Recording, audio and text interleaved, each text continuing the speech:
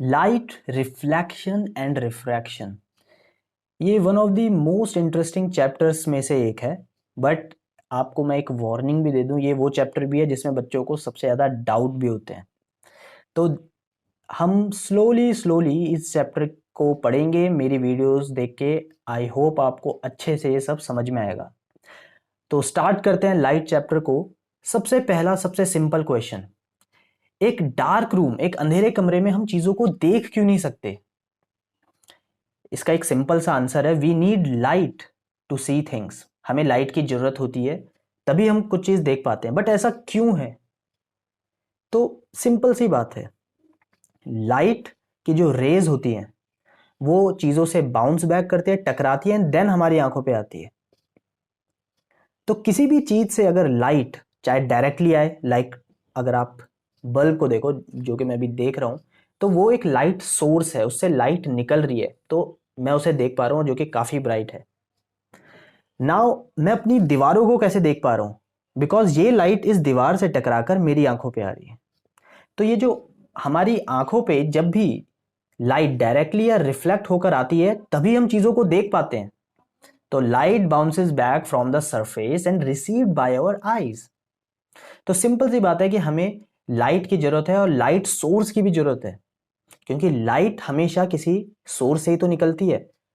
Natural light source के example है सन, इसीलिए दिन के समय हमें स्ट्रीट लाइट की जरूरत नहीं पड़ती। रात में हमारे पे कोई नेचुरल लाइट है नहीं, ऑल्दो मून की लाइट कभी कभार फुल मून में थोड़ी सी बेटर रहती है विजिबिलिटी, बट वो भी उसकी नेचुरल लाइट नहीं है। वो भी शाइन करता है बिकॉज सन की रेज उस पर पड़ती है एंड देन इट शाइन्स। ये बात तो आपको पता होगी। अब इस चैप्टर के अंदर हम पढ़ने क्या क्या वाले हैं? हम इस चैप्टर के अंदर मिरर्स के बारे में पढ़ेंगे। और मिरर्स नॉर्मल मिरर नहीं, प्लेन मिरर नहीं, मिरर को अगर जरा सा बेंड कर दो तो एक अलग ही कॉन्सेप्ट खुल जाता है, अलग बहुत सारी कॉम्प्लेक्स चीज़ें आ जाती हैं। कॉम्प्लेक्स मुझे वर्ड यूज़ नहीं करना चाहिए, बट आप बच्चे से इतना कॉम्प्लेक्स बोलते हो कि मेरे मुंह से निकल गया। आई विल मेक श्योर कि वो बहुत ईजी होगी। तो हम वो देखेंगे, स्फेरिकल मिरर्स जिसे हम बोलते हैं। रेनबो फॉर्मेशन, रेनबो फॉर्मेशन कैसे होता है ये भी आपको पता चलेगा, because it all happen because of light. Light यहाँ पे कैसे मॉइस्चर से या फिर रेन की ड्रॉपलेट से नॉट रिएक्ट, रेन की ड्रॉपलेट से कैसे इंटरेक्ट करती है, उसकी वजह से होता है। वैसे इस चैप्टर के अगले चैप्टर में तो आपको पूरा का पूरा डिटेल में आपको पढ़ना ही है कि रेनबो कैसे बनता है। बट हाँ, उसके बेसिक सारे इसी चैप्टर में है।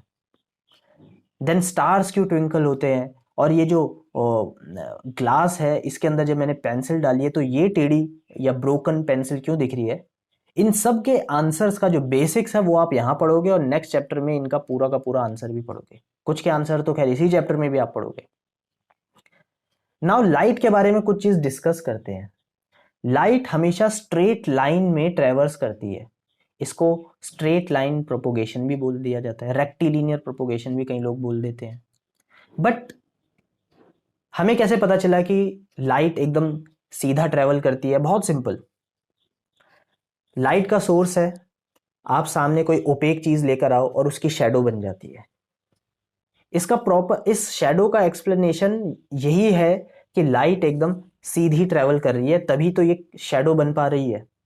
अगर लेट से ये आपका ऑब्जेक्ट होता और लाइट यहां से टकरा के और अंदर आ जाती तो शेडो भी नहीं बनती, या शेडो काफी छोटी बनती। बट लाइट सीधी ट्रेवल करती है, इसी वजह से शेडो कास्ट कर पाती है।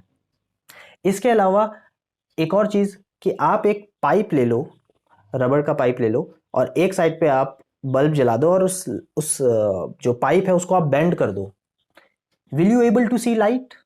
नो, क्योंकि आपने पाइप को बेंड तो कर दिया है बट लाइट बेंड नहीं हुई, लाइट बेंड हो नहीं सकती। ऑल्दो बड़ी क्लासेस में जब आप जाओगे तो इसमें थोड़ी सी कुछ हल्का सा डेविएशन आपको पता चलेगा कि कैसे लाइट कभी कभार स्ट्रेट लाइन में नहीं चलती, बट वो अगेन, बट वो बहुत ही रेयर केस है। और वो कब होता है, वो डिफ्रैक्शन क्या होता है, ये सब आप बाद में पढ़ोगे। बट इस चैप्टर के अंदर तो हम दो चीजें पढ़ने वाले हैं जो चैप्टर के नाम में है, reflection and refraction. Reflection simply किसी बहुत स्मूथ सरफेस पे लाइट टकराकर वापस बाउंस बैक हो जाए, वैसे रिफ्लेक्शन रफ सरफेस पे भी हो जाता है। Simply bouncing back of light is reflection. Refraction अगर कोई भी ट्रांसपेरेंट ऑब्जेक्ट है और लाइट उससे उससे आर पार हो जाती है, दैट इज रिफ्रैक्शन। बट जब वो उससे आर पार हो जाती है तो लाइट में क्या क्या, लाइट की रेज में क्या क्या चेंजेस आते हैं वो रिफ्रैक्शन में हम पढ़ेंगे। और रिफ्लेक्शन वाले पार्ट के अंदर ही हम मिरर्स के बारे में पढ़ेंगे और रिफ्रैक्शन वाले पार्ट में हम लेंसेज के बारे में पढ़ेंगे। रीजन आपको पता है, क्योंकि मिरर रिफ्लेक्ट करती है और लेंस से लाइट आर पार हो जाती है।